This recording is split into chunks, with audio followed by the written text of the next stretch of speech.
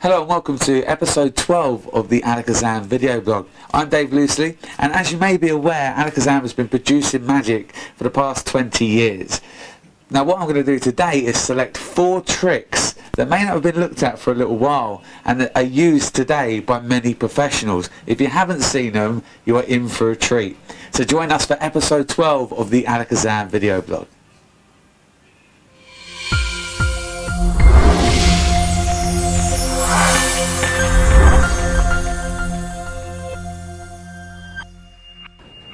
So I'm joined, as always, by the delightful Mr. Nardi, and the first trick we're going to be looking at is Til Death Do Us Part. Yes. Give us a little bit of background on this.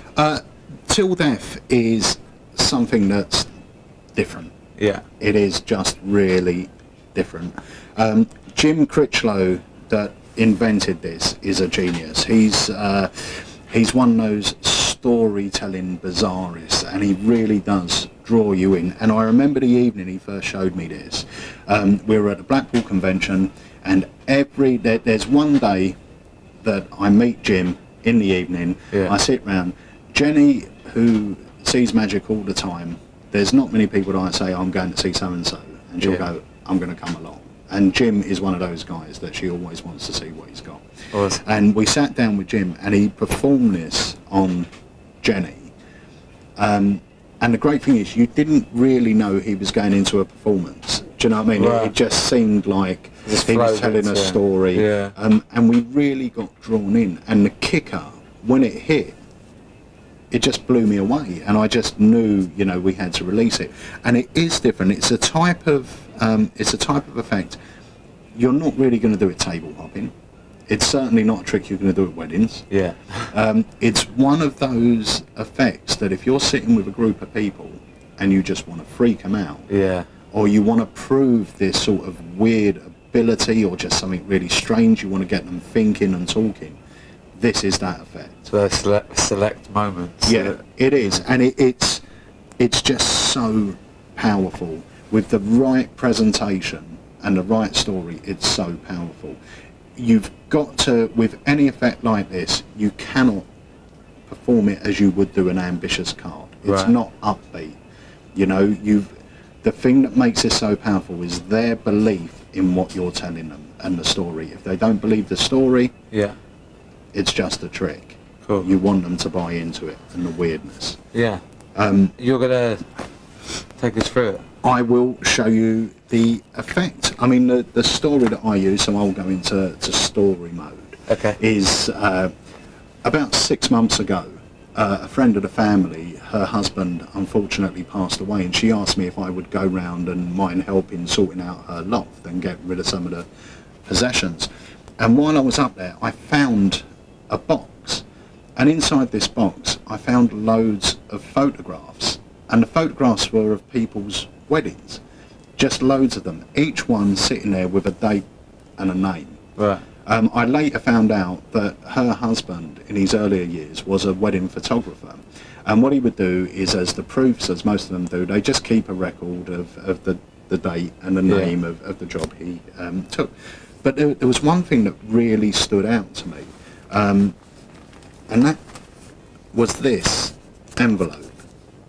Now, there wasn't much information that went along with this, but I did do some research, and what I found out was a little bit strange. I want you to take hold of this. Just put it in your pocket or put it down on the table. Yeah.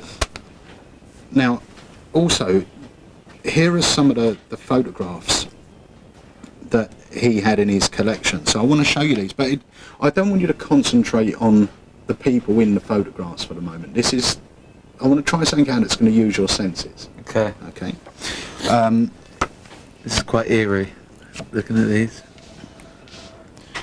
It's quite strange, but I don't want you to make any sort of judgments on anything, okay? The people in the photographs are just people in the photographs. Yeah? Right.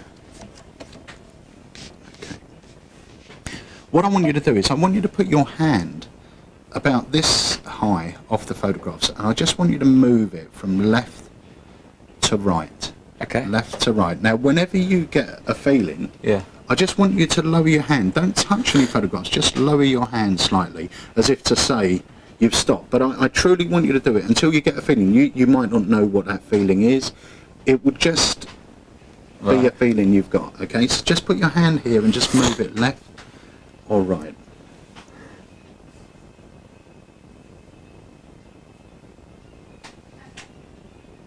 Okay. About here? Yeah. Okay, it's perfect. Now, what sort of feeling were you getting? Do you know what it is, or...? No, I just felt I was to stop, really. That was it. Just felt to stop? Yeah. Okay, what I want you to do now is try and get a feeling of either happiness or sadness, but do the same thing.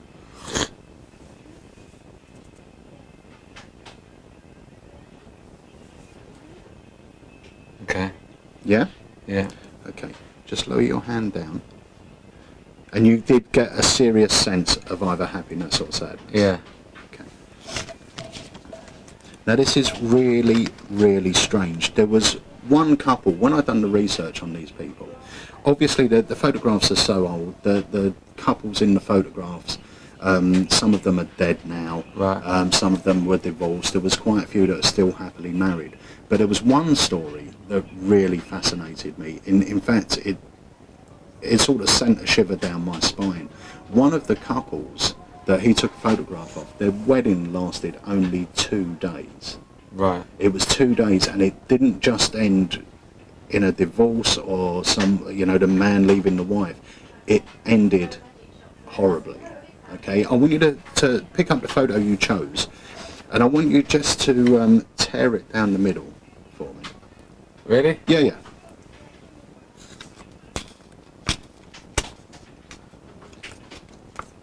Okay, and just hand me only half. Perfect. Take your half, turn it sideways, and tear it down the middle.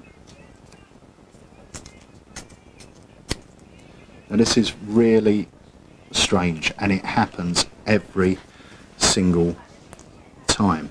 The marriage ended so quickly because the husband went mad. He, I don't know what happened, it was reported in the papers, he just went mad and he killed his wife, and he killed his wife by slitting her across the throat. And that only happened to one couple. Yeah. Okay? Take the envelope out of your pocket, because this is the actual photograph that I found with that story attached to it. And if you turn it over, you see you've got exactly the same photograph. Wow. Torn in exactly the same way. That's creepy. Really something different, isn't it? It is. It's just, it's just a perfect piece. And to the older crowd, Yeah. tearing a photograph, to the younger generation, tearing a photograph doesn't really have the memories it did for us older people, because nowadays people are taking photographs on their smartphones and everything else, so you don't have the physical photograph. Yeah. But to an older person, a photograph is something sort of pretty sacred. When you say to someone, I want you to tear it down the middle, if it's, someone that's slightly older, it is that sort of, really? This is... Well, even with me, I was a bit like, you want me to ruin this? Yeah, because it is a photograph. But that is Til Death. It's an absolutely stunning effect. Yeah. And if it's done at the right time, the reactions you get to this will be like no other trick you've done. And it's not a, clap reaction, because they truly buy into what you're saying. Yeah. It's a reaction of, I don't understand what's just happened, how it's happened. It's that belief in something extra happening. It's one of those things where if you're doing a gig and you get chatting to people and they always ask you how to get into magic and so on and so forth, and you're in more of a chatting situation, you can then start talking about something like this, and it just naturally goes into a trick, and that is always a stronger impact, rather than a pick a card, think of this. Yeah, I think it's great. And that is Til Death, Us Do Part, or Til Death, by Jim Critchlow. So we're going to carry on with the Peter Nardi demonstration session today. Yep. And the next trick is Zenner Tech. Zenner Tech. By Mark Elston. Zenner Tech is one of my all-time favourites. It really, really is. It's an ESP, sort of an ESP match-up effect. Yeah. the thing that I really like about it, well, there's quite a few things that I really like about it. One of the major points is it's your spectator that's doing the work. Right. You know, rather than I'm going to predict what you're going to put down and everything else. This is really to do with you rather than me. And I still perform this sort of to this day, even though you know, it's been out for years. And when you get classics like this, you tend to keep them in. And the reason I still perform this is because it's something that I will close with. Not sort of every table, but if I was in a sit-down environment, this is something I would close with. I would try and do it to the head of the table or the person whose party it was, because it's sort of making them the hero, which I like. So it's a lovely note to end on. The other thing is I usually would leave them with the cards at the end. Oh, really? Yeah. Okay. But that's just me. Obviously, you don't have to. But if you're getting a sort of £600-700 gig, to just leave them the pack. Nice souvenir. It's a nice little souvenir. They've done the work, and it's just something to remember you by. But it's a great effect. It's an Elsdon classic. So let me just show you what it is. I mean, do you know anything about ESP cards? I know the symbols. You know the symbols. So, you know, we've got the circle, the wavy lines, the cross, the square, and the star, yeah? Yeah. We're going to take the symbols, and I'm going to give them a mix just in case either the people at home or you manage to track what symbol was where. No looking, no peeping. This isn't a test, you know? Okay. It's an experiment. I actually believe that if you were to focus, you could do anything. Okay, so you're going to have to focus. All right, let's try this. And that is contrary to popular belief, I believe. Okay. Now, there's a saying, sort of laboratory conditions or test conditions. Yeah. These are conditions that are set so something cannot be manipulated after. So if you wanted to check if someone was truly psychic, you would have to set up these barriers to make sure that they couldn't actually cheat. Yeah. Okay. So we're going to do that with these cards. On the back of each one of the cards, I'm going to pop one of these little stickers, okay? And the stickers are sort of adhesive, so they won't come off unless peeled off, obviously. But this way, you'll know that there's no way I can actually manipulate anything. Yeah. Yeah?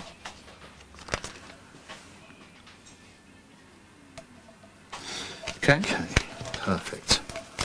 Now, one of these cards is a circle. Yeah. So whichever one you truly believe is the circle, just slide it forward to me. This one. Right. I'm not going to let you change your mind because it's all about focusing and gut instinct, okay? Right. So on there, and you can just verify this because the camera most probably won't pick it up, I'm going to draw a circle. Yeah. One of them is a cross, whichever one you believe is a cross. This one. One of them is the three wavy lines. That one. Sure? Yes. Okay. I wouldn't let you change your mind anyway. One of them is the square. This one. Perfect. And the last one, by process of elimination, would have to be the star. This one. That's great. You draw the star because I'm rubbish at drawing stars. So am I. Yeah. When you've done, just pop it on top.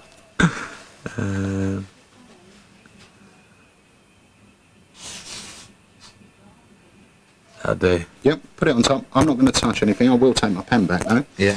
Okay. So here's the thing. You made decisions without knowing what order the cards were in. Correct. Okay? Yeah.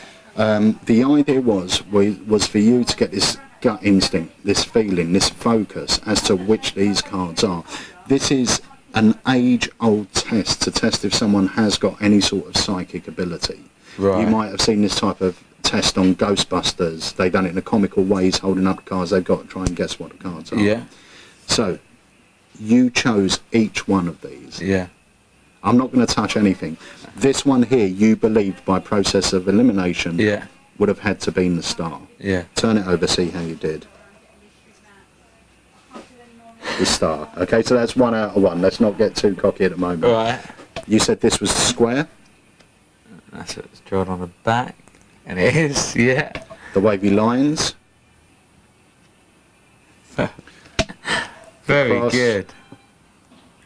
the circle, and of course everything That's can be very good. examined. Wow. And that, my friends, is Zenner Tech. It's Very good. a beautiful, beautiful routine, very, very easy to do, and it's as clean as that every single time. Good job. So our third golden oldie, Yes, will be the Eliminator by Adrian Sullivan. Adrian Sullivan. Eliminator, I remember many, many years ago being at, what was it? It was the Sale and Exchange Day, West Brom. Right. Okay, and Adrian Sullivan, if you've ever met him, he's the cheeriest man you're ever going to meet. Always smiling, and he's always got something remarkable on his stand. Right. And I remember watching this effect. I watched it 4 or 5 times. I think Mark Elsdon was there at the time. I dragged Mark round. We both watched it. Neither of us had a clue. So I spoke to Adrian, purchased the rights. It has been a huge seller for us. It's one of those tricks that goes out of production for a while when we're bringing new stuff out. Then we remake it. So when I'm at a convention, I'll dem it. As soon as you dem it, it sells. Yeah, yeah. And it's a great trick. I like using a trick like this. If there was only one trick I was going to do in a walk around situation, only had time for one, I would do something like this. You know, it's great for round tables. There is, depending how you perform it, there could be an almost instant reset or a reset that will take you about 20 seconds, depending what version you wanted to do. Okay. But there's a nice little touch that, you know, when I well, I'll show you the routine, but at one point I reach into my pocket and bring out the 2 selected cards. You could put the deck in their pocket and bring out the 2 selected cards, you know, which is quite nice. So anyway, let me show you what Eliminator is. Let's go for it. Basically, it's a trick you would do on 2 spectators. We don't need jokers, so we'll get rid of those. 2 spectators, and you're going to play the part of both. So as spectator number 1, I want you to think of a number for me between 1 and 52. Don't tell me what the number is, just think of it. Okay. You got it? Yeah. Okay, is that number odd or even? Odd. It's odd. Okay, so just concentrate on that number. Spectator number 2, so they don't pick the same number, they're going to pick an even one. Once again, between 1 and 52. Uh-huh. Got it? Okay. Do me a favour, take hold of the deck, and I want you to deal down to your odd number. Yeah. Yep. Now, it doesn't matter if I look, because that's really nothing to do with it. But okay, is that your odd number or this one? This is here. Okay, take it and have a quick look and then pop it in your pocket. Drop the rest of the deck on top and pick up the deck and deal to spectator number 2 would now deal to their even number. I'll keep my head turned, but I could still be counting, so it makes no difference. Yeah. Is that your even number or this? This one. Okay, take it, have a look at it, pop it in your pocket, drop the rest of the deck on top. Yeah. Okay. Now, what I'm going to attempt to do is I'm going to attempt to find your 2 cards, or at least tell you what your 2 cards are. Yeah. Okay. Now, if I was to look through this deck and I had somehow arranged them in an order, then it will be quite easy to see which cards are missing. Yeah. So what we are going to do is we are going to shuffle the deck. Proper shuffle? Yeah. Yeah? Yeah. Very good. Okay. So now, if I did have any sort of stack, the stack would be Messed up. ruined. Okay, so what I'm going to try and do is go through the deck quite quickly. Usually takes me about 30 seconds to try and determine which 2 cards are missing. Okay. Right.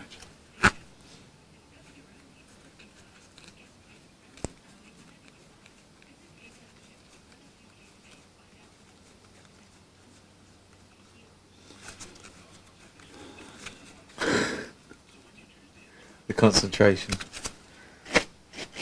Okay. I got quite a bit of information there. The first piece of information was there was exactly the same amount of red cards as there are black. So one of your cards is red, one is black. There was also less spades than clubs, so one of them's a spade. There was less diamonds than hearts, so one of them was a diamond. All 12 picture cards were in that pack, so neither of your cards are picture cards. Correct. Yeah, so you've got one diamond, which is a spot card, one spade, which is a spot card. Yeah. Okay, we're going to try and take this one step further. Just slip your cards in the pack anywhere you like. They don't have to be together. Yeah. And square the pack up. Okay. Okay. And once again, we'll give them a shuffle just so you know there's nothing strange going on. Okay? Yeah. Here's the idea. The deck is going to go into my pocket. And I want you to concentrate on your cards. It was just concentrate on the spade for me. What I have to do is this. And the diamond we've got. What was the spade? 7. What was the diamond? 4. And that is the 7 of spades and the 4 of diamonds. That's Eliminator. A few things to note. It's totally self-working. Right. It's different cards all the time. Cool. Comes with a DVD with a few different presentations on it. This is most probably my favourite because you've got a couple of things going on. You've got the sort of memory feat, which I think is very impressive. Yeah. And obviously I could name the cards at that point if I wanted to do it as a true sort of, well, I could do it as a mind reading thing, or I could do it as a memory thing and just name the 2 cards, but I like doing the production of the cards. Yeah, it's nice. It's nice, yeah, especially as you said, you do it in their pocket as well. Yeah. You can put the deck in their pocket and, you know, do a whole pickpocketing thing or whatever you want to do, just reach in and grab the cards out. But that's Eliminator. It's for what it is. You get the special deck, you get the DVD with a few different presentations on it. It's an absolute classic of our line. It really, really is. And it's so easy to do. Brilliant. So that is Eliminator by the fantastically genius Adrian Sullivan. So the final trick we're going to look at this week is one of my favourites. Yes. It's called Common Sense. It is Common Sense. It's Common Sense is a routine I came up with. I mean, it is based on routines that came out before, you know. But it's a routine I came up with for a specific purpose. Right. It was something I wanted to carry in my wallet. I wanted to create a trick that I could do walk around, something that was quite quick, quite snappy, something that I could perform on women.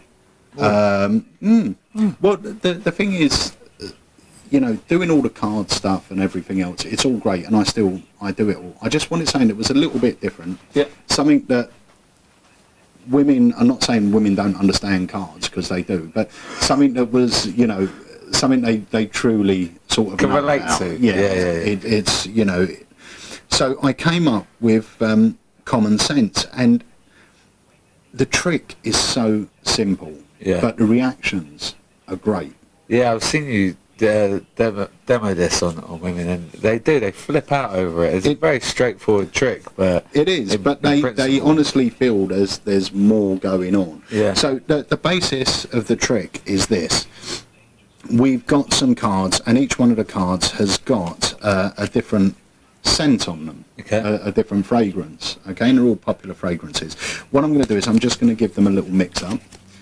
In fact, just cut off a portion of the cards, and we will complete the cut, just to make sure they are mixed. What I'm going to do is have you remove one of the cards, and then I'll turn my head, and you're going to wipe it on your wrist, and then put the card somewhere I can't see it. Okay. So just choose one of the fragrances for me. Got it? Yeah. Put it on your wrist and tell me when it's out of the way. Okay. Okay, then it's this wrist.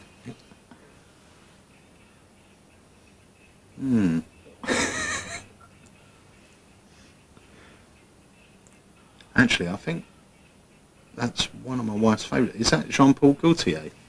It is indeed, yeah. It is Jean-Paul Gaultier. I'll tell you what, we'll try it. Try it again. Just reach in and grab another one for me.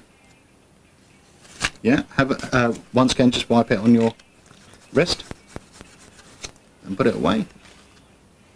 And I'm still getting the John Paul Gaultier, but there's a little essence of truth coming through. It's indeed true. And that, my friends, is common sense. It's small enough to fit in your wallet.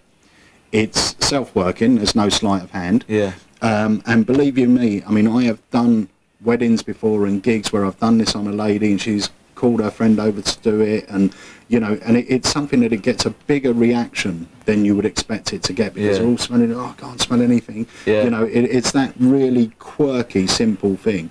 And that is common sense. That's another classic from our line. It's something that I'm very proud of. I think wherever you're performing magic, you should have one of these in your wallet. It's just simple, ready to go. Great routine. And, good fun. And that is common sense. So that brings us to the end of episode 12 of the Alakazam video blog. I've had great fun walking down memory lane with some of the old routines, and I know there's something there that you guys are going to love. So thank you for joining us. Go follow us in all our usual places, and I'll see you next week for the Alakazam video blog.